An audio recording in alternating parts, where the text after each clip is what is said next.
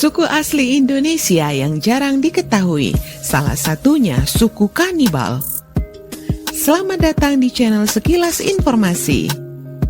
Terima kasih banyak karena telah memilih video kami. Negara Indonesia memang sudah terkenal dengan keanekaragaman sukunya. Menurut sensus BPS atau Badan Pusat Statistik tahun 2010, lebih tepatnya 1.340 suku bangsa. Suku sebanyak ini tentu ada beberapa yang bahkan belum pernah kita dengar namanya. Namun sebelum melanjutkan ulasannya, sekedar mengingatkan kamu boleh tekan subscribe dan tanda lonceng.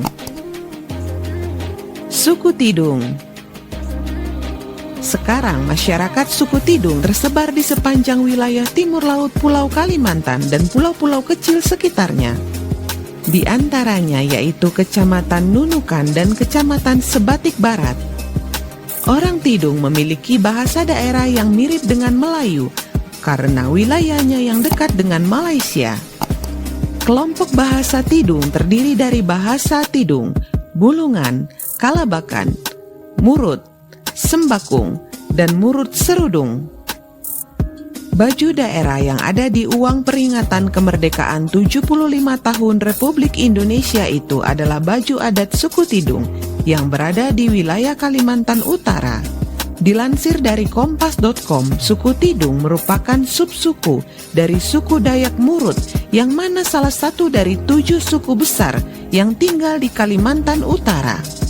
Nama suku Tidung ini diambil dari kata tidung atau tideng yang artinya gunung atau bukit. Namun, kebanyakan masyarakat suku Tidung bermukim di wilayah pesisir. Suku Korowai. Keberadaan suku Korowai ini ditemukan sekitar 30 tahun lalu di daerah pedalaman Papua. Masyarakat suku ini hidup dengan cara yang unik, yaitu di dalam rumah pohon dengan ketinggian mencapai 50 meter dari permukaan tanah. Suku ini pun merupakan salah satu suku di Papua yang tidak memakai koteka. Walaupun terdengar kabar bahwa suku ini merupakan suku kanibal, tetapi setelah diteliti lebih dalam, ternyata mereka hanya memakan daging manusia yang terbukti melanggar peraturan adat. Misalnya tukang sihir alias kuak-kuak. Seiring berjalannya zaman dan waktu, sifat kanibal suku Korowai kini sudah mulai ditinggalkan, terlebih setelah banyak warga yang memperoleh penginjilan. Suku Kajang. Masyarakat suku Kajang mempunyai ciri khas, yaitu menggunakan pakaiannya yang serba berwarna hitam. Pakaian hitam ini memiliki makna sahaja, sederhana atau setara dalam masyarakatnya.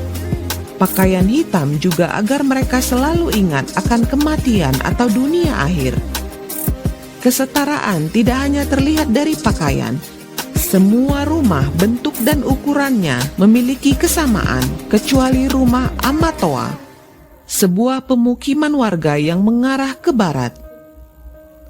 Suku Polahi. Suku ini bisa terbilang unik karena masyarakat mereka memilih mengasingkan diri sejak zaman VOC di Indonesia. Polahi atau dalam bahasa Gorontalo berarti pelarian. Mereka merupakan sekelompok orang yang tinggal di hutan. Suku Polahi memilih mengasingkan diri ke hutan berawal pada zaman VOC, yakni sekitar abad ke-17. Nenek moyang mereka memilih lari dan mengasingkan diri ke dalam hutan karena menolak peraturan dan penindasan yang diberlakukan VOC kala itu. Mereka lebih memilih bersama untuk mengasingkan diri dan membentuk komunitas untuk bergerilya dari hutan ke hutan. Selain itu, suku ini bertahan hidup dengan nomaden atau berpindah-pindah tempat dari hutan satu ke hutan lainnya. Hal ini terjadi ketika kematian datang menjemput salah satu keluarga mereka. Saat ada anggota keluarga yang meninggal dunia, jenazahnya akan dimakamkan di tempat itu, lalu mereka akan meninggalkan tempat tersebut. Adat di suku ini yang mencuri perhatian adalah suatu kewajaran bagi masyarakat suku Polahi untuk melakukan perkawinan sedara antar saudara kandung. Seorang pria bahkan bisa menjadi suami lebih dari satu saudarinya. Meskipun hidup memiliki tradisi yang berbeda dengan masyarakat umum, tetapi suku Polahi sudah cukup terbuka dengan masyarakat luar. Suku Togutil.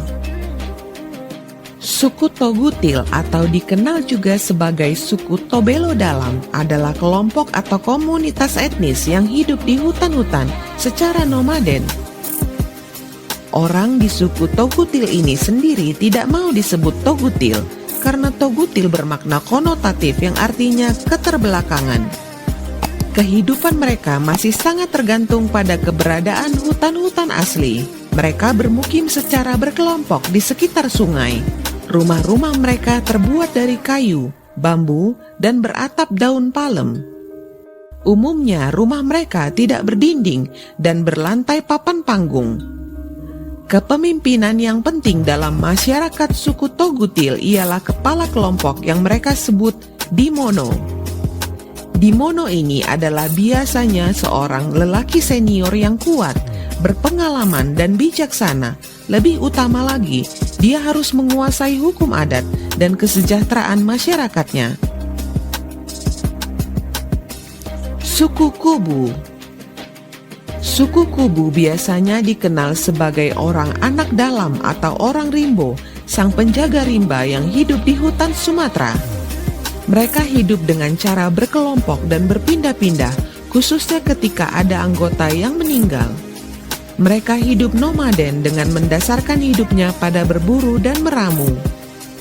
Suku Kubu cenderung primitif dikarenakan beberapa faktor. Salah satunya seperti kondisi lingkungan tempat tinggal yang lokasinya jauh di dalam hutan belantara, serta tidak mengenal peradaban di luar hutan. Suku Dani. Suku ini adalah salah satu suku asli yang mendiami tanah Papua. Suku ini diketahui tinggal di pedalaman wilayah pegunungan dan lembah Papua. Keberadaan mereka telah dikenal sejak ratusan tahun lalu, apalagi mereka yang memiliki ciri khas yang sangat dikagumi dunia. Mereka memiliki tradisi perang yang kini dijadikan festival budaya dengan nama Festival Lembah Baliem. Suku Dani juga menanam umbi-umbian di ladang mereka. Sebagian juga menanam sayur-sayuran seperti sawi, kol, jeruk, dan buah merah. Selain dikonsumsi sendiri, beberapa penduduk menjual hasil pertanian mereka ke kota setelah dipanen. Suku Laut. Sea Nomads atau suku laut atau suku sampan merupakan suku yang tinggal di wilayah perairan Kepulauan Riau. Disebut sebagai suku laut karena melakukan seluruh aktivitas kegiatan hidup di laut dan memfungsikan perahu atau sampan yang beratapkan sebuah kajang sebagai rumah mereka. Mereka hidup berpindah dari pulau ke pulau hingga muara sungai. Meski memiliki rumah permanen di daratan, orang suku laut hidup dan bertumbuh dengan cara berpindah dari satu wilayah ke wilayah laut lainnya tergantung pada musim. Suku Sakai. Suku ini adalah salah satu suku asli Riau yang dulu dipercaya memiliki pola hidup berpindah-pindah. Kehidupan suku tersebut pun dikenal selalu dekat dan bergantung pada hutan. Nama Sakai mengacu pada cara hidup suku Sakai yang selalu berpindah ke berbagai tepian sungai atau sumber air. Karena hidup mereka nomaden, suku Sakai biasanya tinggal di pondokan yang mudah dibongkar. Suku Bauzi. Menurut Summer Institute of Linguistics atau SIL, suku Bauzi ada dalam urutan ke-14 sebagai suku paling terasing.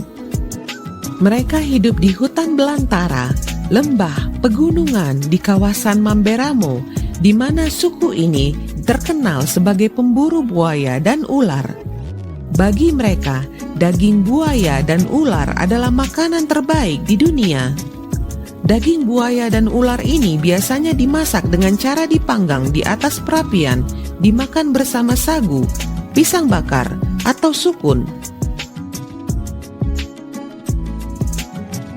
Demikianlah suku-suku asli Indonesia yang jarang diketahui umum. Kini kita semakin tahu betapa kayanya negara tercinta kita ini. Marilah kita menjaga dan melestarikan keberagaman dengan memegang teguh semboyan bangsa kita, Bhinneka Tunggal Ika, berbeda-beda namun tetap satu bangsa Indonesia. Terima kasih sudah menonton. Sekian dulu dari kami. Jangan lupa subscribe, like, dan bunyikan tanda loncengnya supaya kita bisa ketemu lagi di video selanjutnya. Sampai jumpa lagi.